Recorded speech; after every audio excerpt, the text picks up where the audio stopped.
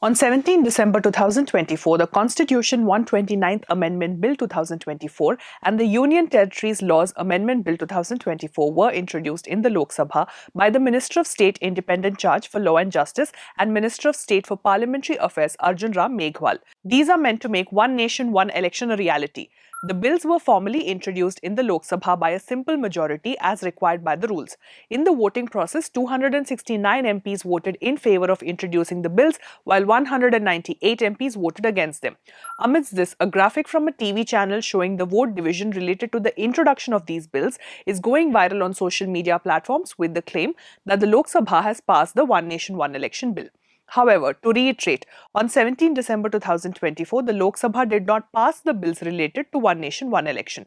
Instead, it passed a motion with a simple majority to introduce the two bills that will pave the way for One Nation, One Election. We reviewed the parliamentary proceedings on 17 December 2024 and found confirmation of these facts.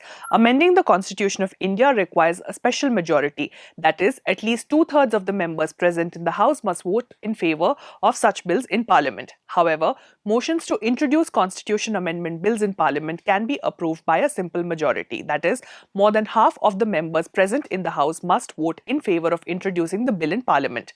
Article 368 of the Indian Constitution provides for two types of amendments.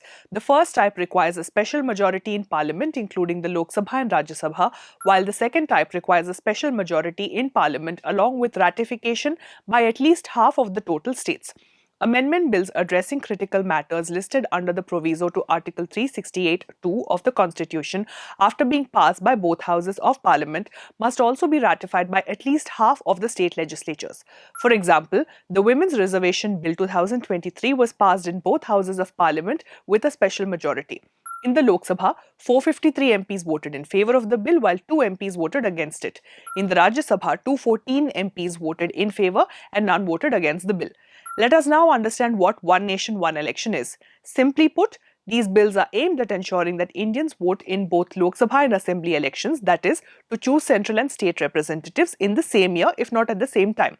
In September 2023, the Government of India constituted a high-level committee chaired by former President Ramnath Kovind to examine the feasibility of simultaneous elections. Other members of the committee included Home Minister Amit Shah, former leader of the opposition in the Rajya Sabha Ghulam Nabi Azad, former Finance Commission Chairperson N.K. Singh, former Lok Sabha Secretary General Subhash C. Kashyap, Senior Advocate Harish Salve, and former Chief Vigilance Commissioner Sanjay Kothari. Minister of State Independent Charge, Ministry of Law and Justice Arjun Ram Meghwal was a special invitee and Dr. Niten Chandra was the secretary of the high-level committee. On 14 March 2024, the committee submitted its extensive 18,626-page report to President Draupadi Murmu, which recommended conducting Lok Sabha and Assembly elections concurrently. In its report, the committee highlighted the burden placed on various stakeholders, including the government, businesses, workers, courts, political parties, candidates, and civil society. To address these complexities, the committee suggested two key steps.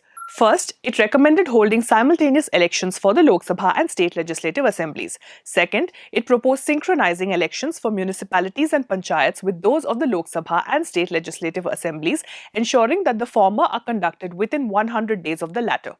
To sum up, as the Lok Sabha has not yet passed the One Nation, One Election bill but has only adopted the motion to introduce two bills that will facilitate the process, this post is misleading. Join our YouTube membership program and be a part of the journey of making public data meaningful. And remember, before you hit that forward button, pause.